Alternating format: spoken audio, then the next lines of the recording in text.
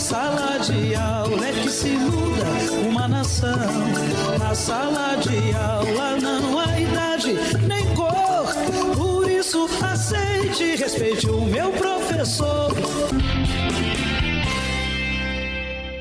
Olá, boa tarde! Estamos começando mais um programa TV Sintese com o nosso jornal Sintese Notícias.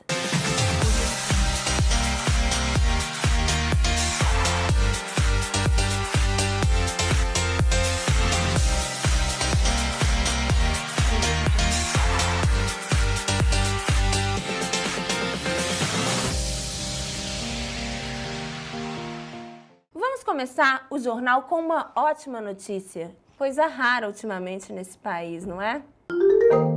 O coral do Sintese, que tem a regência do maestro Zac Oliver, irá se apresentar em Salvador. As apresentações acontecerão nos dias 27 e 28, durante o Festival de Corais Bahia 2018. O evento tem caráter internacional e irá reunir mais de 20 corais. O Coral Sintese faz parte do projeto Sintese Cultural. O projeto teve início em 2009 para proporcionar aos professores filiados um momento coletivo de vivência e também o fortalecimento da autoestima, o estímulo à pesquisa e o respeito às tradições e manifestações artístico-culturais. Lembramos que também faz parte do Sintese Cultural o grupo de danças folclóricas, que é coordenado pelo professor Milton Leite. Portanto, se você é professor ou professora da ativa ou aposentado e quer participar do coral ou do grupo de dança folclórica, as inscrições estão sempre abertas no Centro Cultural Professor José dos Santos, localizado à Rua Duque de Caxias, 233, em Aracaju. Mais informações pelo telefone 3023-9416. A Central Única dos Trabalhadores de Sergipe, CUT, nesses tempos de destruição cotidiana da democracia, da soberania e dos direitos da classe trabalhadora, apresenta aos sergipanos e sergipanas sua plataforma para as eleições 2018.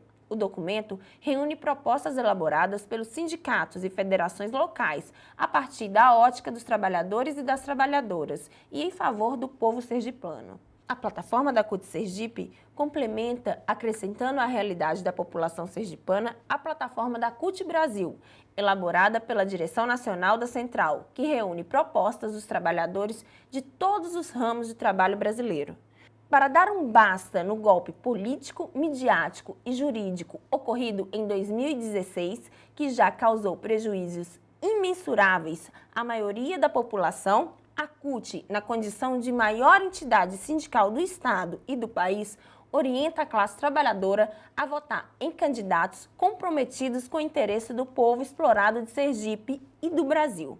Para falar sobre esses e outros assuntos, nós vamos conversar agora com o presidente da CUT Sergipe, professor Dudu, e com o professor da Universidade Federal de Sergipe, Romero Venâncio. Até já!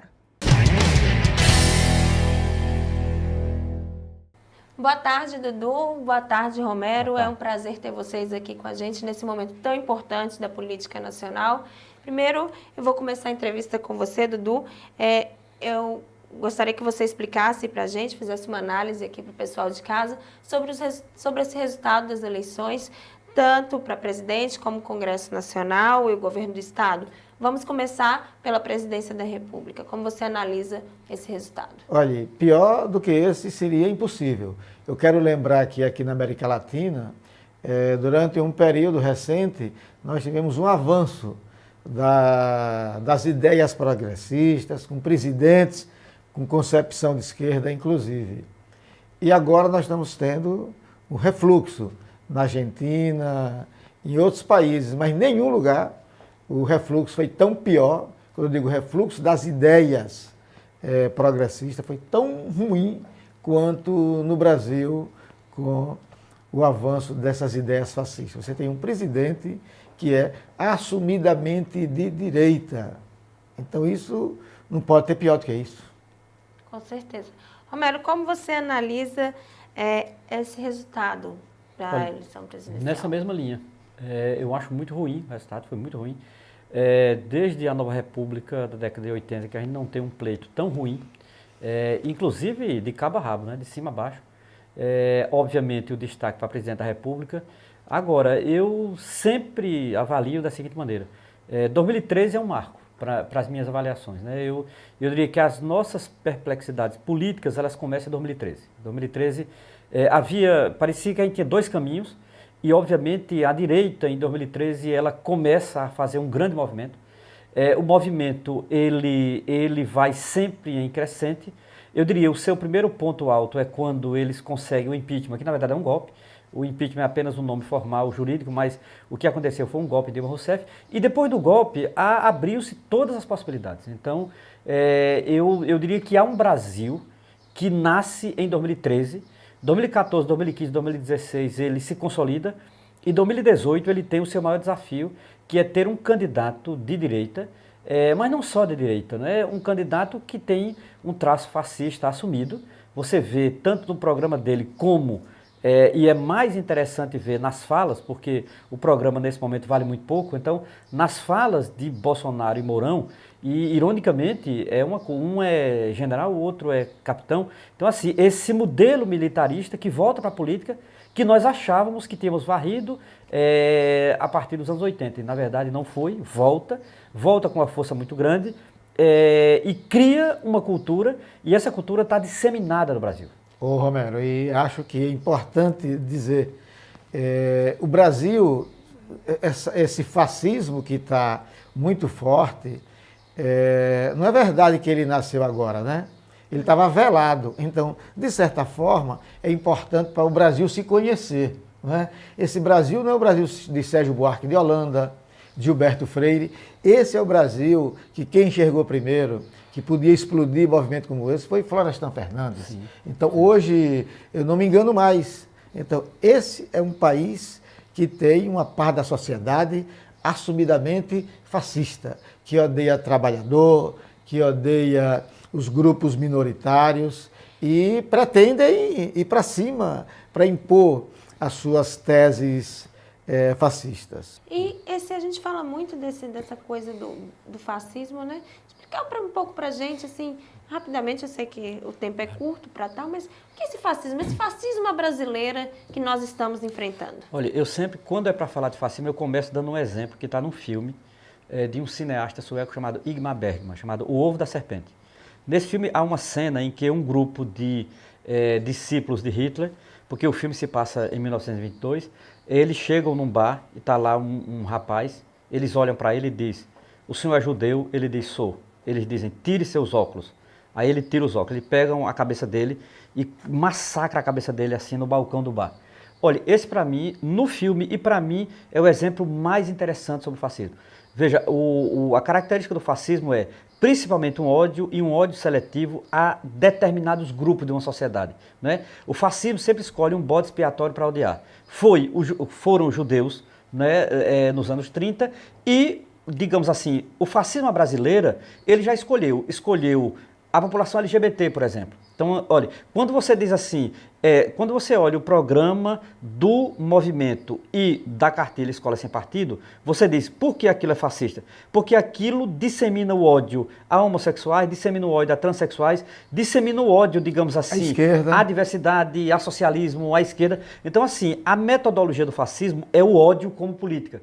Quando eu digo que Bolsonaro é fascista, é porque Bolsonaro escolheu o ódio para fazer política. Essa é a característica para mim fundamental. Eu jamais votaria nele, porque esse tipo de fascismo dele só incita na sociedade o que a gente está vendo agora. Pela primeira vez na história do Brasil, nós estamos vivendo experiências claramente fascistas, digamos assim, homossexuais com medo, transexuais com medo, mulheres com medo, feministas com medo.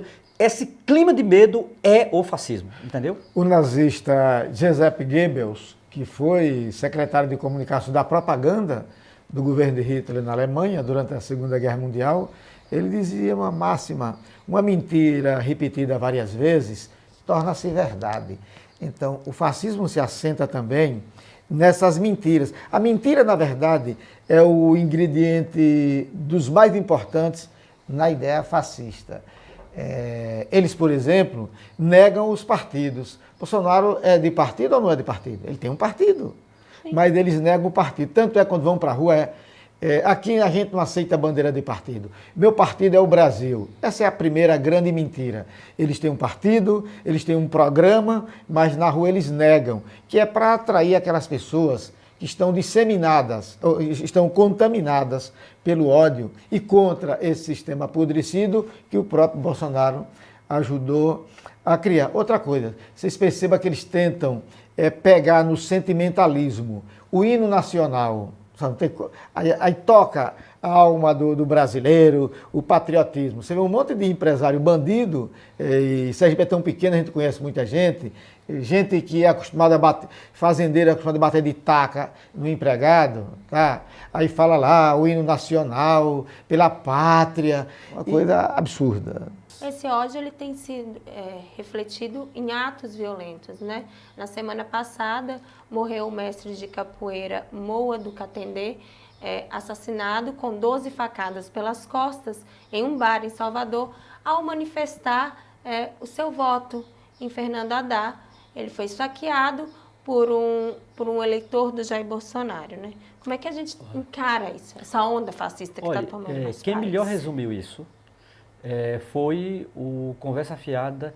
Paulo Henrique Amorim, ele fez uma série de montagens com os últimos acontecimentos, do assassinato de Marielle até Moa do Catendê. Muito interessante, não é? Ele vai pontuando essas, digamos, como o ódio vem numa crescente na política brasileira.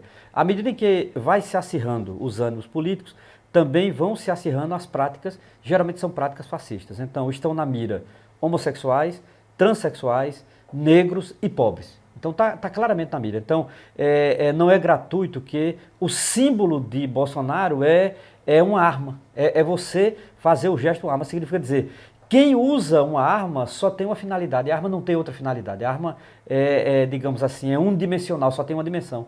Que é exatamente eliminar alguém. Então significa dizer, quem atira quer eliminar alguém. E está muito claro quem eles querem eliminar. Olha, a comunidade LGBT hoje, a comunidade negra hoje, ela está com medo. Ela está com medo porque ela literalmente é alvo. Eu diria, isso nunca houve na política brasileira. Ô Romero, é importante também destacar, o que é que está aterrorizando as pessoas? É que num país onde tudo é permitido, e é exatamente a ideia que passa Bolsonaro, comigo na presidência, tudo é permitido, ou seja, tudo que eu defendo será permitido. E sempre tem que fazer paralelo. Na Itália de Mussolini, na Itália fascista, os camisas negras, a juventude principalmente lá, amparada pelo governo fascista, invadia as casas das pessoas, espancavam as pessoas, roubava os objetos das pessoas, e quando você ia dar queixa do agressor, você ficava preso. Então, no Brasil parece que já começa, eles percebem o seguinte, o capitão manda em tudo, então eu posso sair armado. O meu filho foi ameaçado recentemente, uma pessoa armada chutou o carro simplesmente porque tinha um adesivo de Haddad e Manuela, ou seja, o terror já está implantado, então não há alternativa a não ser reagir, e reagir denunciando, reagir não se escondendo, fazendo o contraponto na rua, não com o mesmo método, mas dizendo, nós estamos aqui e nós não vamos aceitar o toque de recolher. Com toda certeza. A onda fascista, liderada por Jair Bolsonaro, que defende a ditadura militar, como já colocamos, a pena de morte, porte de arma para a população, elegeu o Congresso mais conservador das últimas 3 décadas. A Câmara dos Deputados, embora tenha 53,4% de sua composição composta por novos parlamentares, conviverá com pautas mais conservadoras a partir de 2019. Sobretudo, haja vista a grande eleição do partido do próprio Bolsonaro, do PSL, o número mais que triplicou de deputados. Que esperava eleger só 30 deputados, chegou a eleger 52 deputados. Eu acho que, se não me engano, eles tinham 8 deputados, era um número muito pequeno anteriormente. O que vocês têm, a gente já falou um pouco, mas vamos dizer sobre esse Congresso, né? Como governar com esse Congresso tão conservador? Olha, para uma candidatura à esquerda, por exemplo, para Fernando Haddad será muito difícil, né? Eu diria que ele enfrentará os mesmos problemas em proporção maior do que enfrentou Dilma Rousseff, está claro. Agora, ao mesmo tempo, eu vejo também o seguinte, a sociedade civil brasileira está acordando. Então, por exemplo, de fato, todos os dados que você disse aí, hoje são fato na política brasileira, né? E eu diria mais, é um Congresso muito conservador, de fato, mas tem um agravante que eu acho o pior de todos. Eles são muito desqualificados. Você imagine, você eleger um idiota completo como Frota, não é? Então, assim, só para dar um exemplo, porque são mais idiotas, né? E vai piorando quando a gente vai citando por nomes. Então, não faz bem nem citar publicamente, porque são nomes tão ofensivos publicamente. Agora, são muito desqualificados. Eles são desqualificados intelectualmente, eles são desqualificados enquanto discurso e eles são desqualificados enquanto proposta. Então são pessoas que, basicamente, a pauta deles está numa coisa nefasta chamada escola sem partido. Então eu diria, boa parte desse Congresso, ele vai surfar naquelas generalidades reacionárias que é o escola sem partido. Significa dizer, haverá um confronto. Agora, também é bom deixar claro, o Congresso elegeu candidatos que vão para o enfrentamento. Então, assim, há uma bancada de esquerda que foi eleita, que para mim essa bancada ela já entra sabendo a que vai. Não é aquela bancada que vai ter dúvida sobre negociação, não. Vai ser uma legislatura de confronto. Eu diria que na Câmara mais, no Senado menos, mas também terá no Senado. Significa dizer, os primeiros 2 anos, para mim, será uma legislatura de combate. Assim, claramente, porque eles vão tentar agredir a universidade pública, agredir homossexuais, essa coisa da pauta do aborto, por exemplo. Então, essas pautas mais delicadas e importantes no momento atual, elas serão pauta de confronto. E eu acho que esses parlamentares, digamos assim, vai para o confronto, a coisa não passará, digamos assim, a céu de brigadeiro. No Senado, essa renovação ela ainda foi maior do que na Câmara dos Deputados. Dos 32 parlamentares que já exerciam mandato, que se candidataram, apenas 8 foram à reeleição. Ficaram de fora caciques como o próprio presidente da casa, que é o Eunício Oliveira, do PMDB do Ceará, o líder do governo no Congresso, Romero Jucá, também ficou de fora do Senado. E como é que você acredita que o Brasil vai ser o Brasil? Como é que vai ser a Câmara do Senado com esse novo quadro de senadores, que também é um quadro conservador? Claro. Não, mas tem algumas coisas que eu estou rindo porque algumas coisas são irônicas. Por exemplo, uma coisa que eu me diverti demais. Magno Malta perder. Não perder. Para quem Magno Malta perdeu? Perdeu para um senador novo no Espírito Santo, que é homossexual, tem 2 filhos, luta por defesa de animais, etc. Magno Malta é um dos proponentes do Escola Sem Partido, faz toda aquela campanha homofóbica e tal. Ele perdeu exatamente para um senador gay. Eu acho que a história tem suas ironias. Então, assim, e isso aconteceu também no Senado. Esses caciques, você pega Dionísio Oliveira, a Garibaldi Alves, aquela, digamos assim, aquela turma terrível, digamos assim, aquela velharia terrível, Então, boa parte, isso de certa forma anima. Claro que não muda completamente a configuração, porque até pode ter entrado piores, e eu acho que sim. Você veja, entrou um militar em São Paulo que derrotou o Suplicy, o que eu acho uma pena. Agora, de qualquer maneira, tem as ironias que eu acho que no primeiro momento nos diverte, porque o caso que eu citei aqui de Magno Malta. Então, mas eu não tenho dúvida, eu acho que eu concordo plenamente com os dados que você leu aí, Luana, que é o seguinte, o Senado também está muito conservador. Vamos traçar aqui 2 panoramas, no caso do nosso estado. Se Belivaldo foi eleito, e o segundo, se Valadares Filho foi eleito.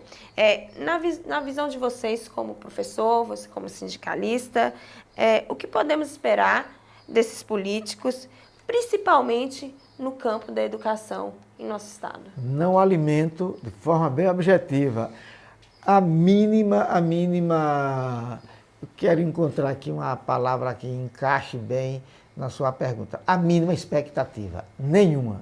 Quando eu digo expectativa positiva, nenhuma.